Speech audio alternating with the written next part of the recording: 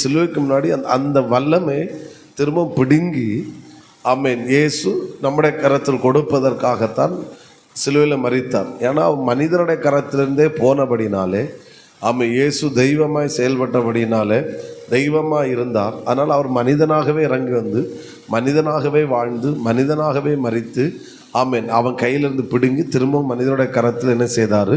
கொடுத்தார். சகல பிசாசுகளை துரத்தவும் வியாதி உள்ளவர்களை குணமாக்கவும் அவர்களுக்கு என்ன கொடுத்தாரு?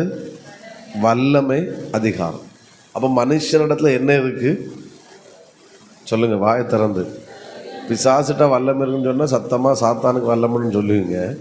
இப்போ நமக்கு வல்லமை இருக்குன்னு சொல்கிறது கொஞ்சம் கில்ட்டினஸ்ஸாக இருக்குல்ல. வசனத்தை தானே சொல்ல ஒரு முறை கூட வாசிங்க. அவருடைய சீஷர்களை வரவழை